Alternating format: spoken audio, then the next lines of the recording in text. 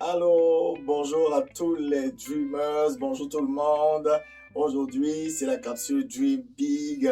C'est la capsule des personnes comme toi et moi, mais qui ont de grands rêves, qui aspirent à faire quelque chose de grand dans le but d'aider plusieurs et de les influencer positivement. Alors, avant de débuter la capsule Dream Big, j'aimerais présenter ce beau tableau qui a été peint par l'artiste Daniqua. C'est une artiste peinte chrétienne. Elle fait de très beaux tableaux, un excellent travail. Alors, si vous voulez faire de la décoration d'intérieur ou si vous avez des instruments vidéo, vous pouvez la contacter parce qu'elle fait également des tableaux sur mesure. Alors, je vous invite à cliquer sur les liens que vous allez voir dans la page, dans cette publication. Et puis, vous pourrez la contacter. Moi, je publie très souvent avec ces tableaux parce qu'ils sont excellents. Ok, donc aujourd'hui, la session, la capsule Dream Big sera uniquement pour les jeunes. Donc, c'est un spécial jeunesse. La raison est simple, c'est que ce samedi, le 5 mars, de 9h à 11h, heure de Montréal, et de 14h à 16h GMT, nous avons notre atelier mensuel, 3 clés pour bâtir ou rebâtir votre avenir financier. Alors aujourd'hui, j'aimerais partager quelque chose pour nos jeunes, ok, pour toute la jeunesse, pour tous ceux qui m'écoutent. Si vous avez entre 15 et 35 ans, ce message-là peut certainement vous intéresser.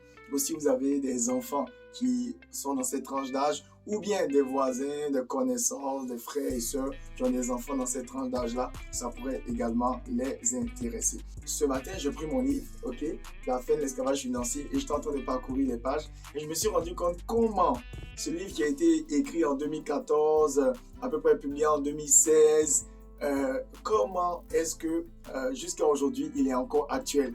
Je le relis et je vois également ce que le Seigneur m'a permis d'accomplir jusqu'à maintenant et comment je peux aider plusieurs clients à devenir auteurs, à lancer leur entreprise, également à transformer leur niveau de connaissances financières, comment ça a pu les influencer. Je regarde ça aujourd'hui et je me rends compte que, waouh, ce rêve qui était dans mon cœur n'a vraiment pas changé. C'est exactement le même que celui que j'avais quand j'ai publié en 2016 mon premier livre, La fin de l'esclavage financier. Aujourd'hui, ce dont j'aimerais parler, c'est d'un problème récurrent, ok?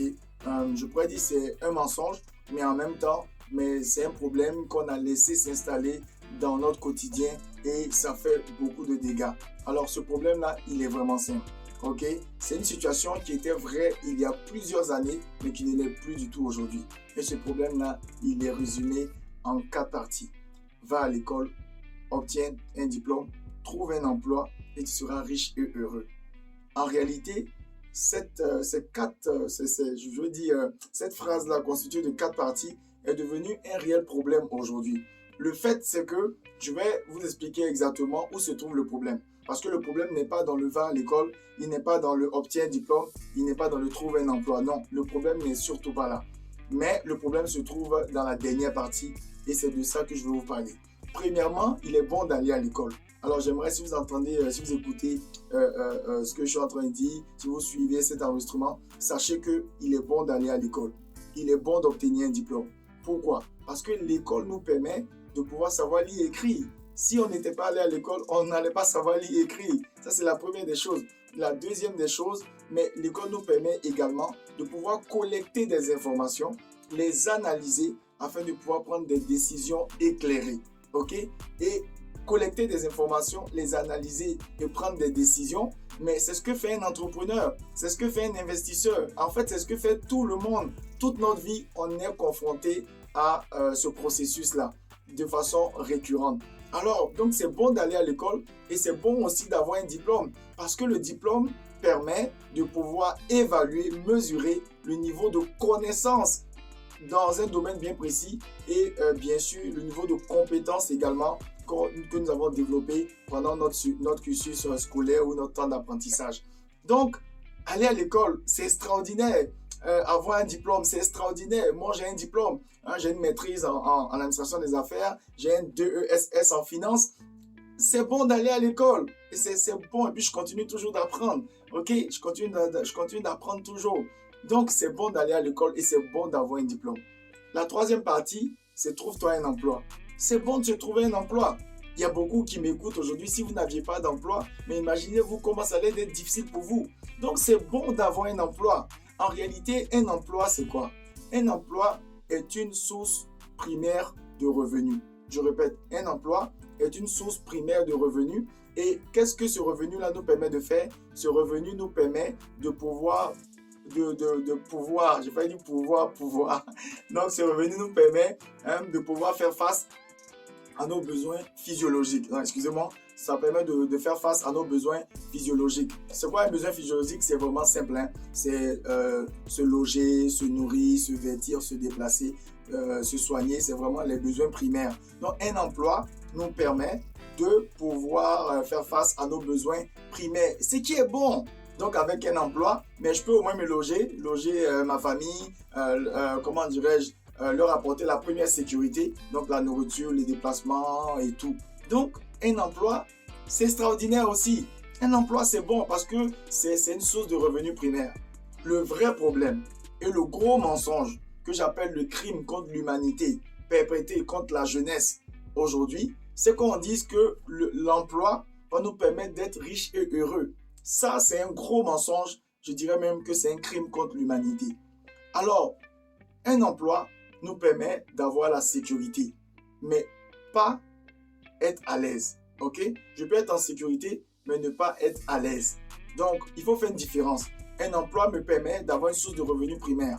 Mais en fait, le salaire donc, qui est le revenu qui provient d'un emploi, le salaire a une définition. Et la définition du salaire, c'est qu'il a un caractère insuffisant. Le salaire a un caractère insuffisant.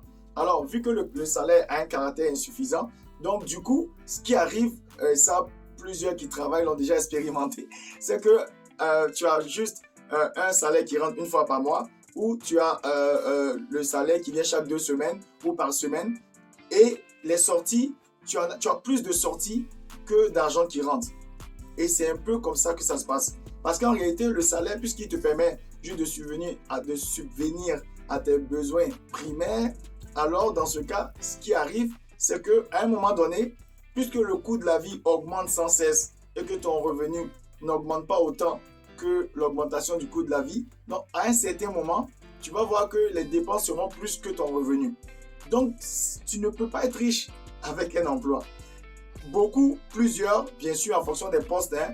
Donc, si quelqu'un a un poste ministériel, il y a certains postes où, avec les avantages que tu as et tout, mais tu peux vraiment t'en sortir. Oui, ça existe qu'un emploi soit capable de rendre riche et heureux. Ça existe, oui, mais c'est peut-être 3 à 4% de la population. Parce que 96 ou 95% des travailleurs salariés ne sont pas riches et heureux avec un emploi. Un côté, on parle de richesse, donc beaucoup de revenus, ce qui n'est pas évident. De deux côtés, c'est être heureux, c'est-à-dire faire ce que j'aime, parce que plusieurs font ce qu'ils n'aiment pas. Alors, comment maintenant, à travers donc ce que je viens de vous partager, comment arriver à pouvoir mettre sur pied un processus qui nous permette d'être riches et heureux? C'est maintenant là la question.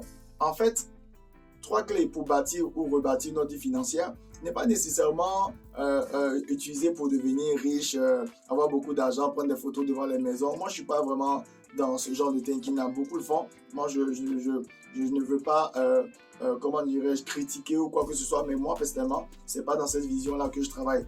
En fait, ce sur quoi je travaille, c'est d'être capable de pouvoir réaliser ses rêves. Et pour pouvoir réaliser ses rêves, on a besoin à un moment donné de pouvoir faire les choses qu'on veut. On a besoin de pouvoir accomplir les choses qui sont dans notre cœur.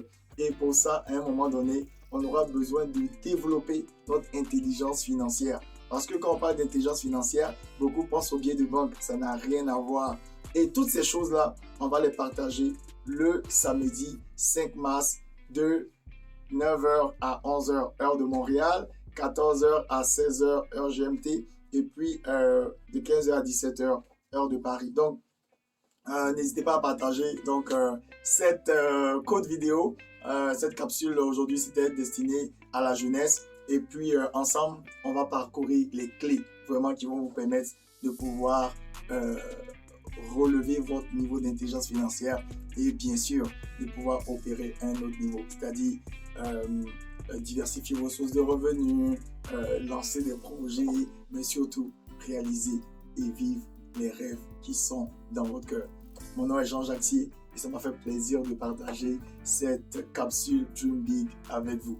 Donc à la prochaine, n'hésitez pas, partagez cette vidéo, abonnez-vous à la page YouTube, abonnez-vous également ou rejoignez le groupe Facebook Dream Big, alors vous partagez à vos connaissances pour qu'il y ait le plus de jeunes possible afin qu'on puisse relever le niveau de l'intelligence financière et surtout leur permettre de faire face aux défis financiers qui les attendent prochainement.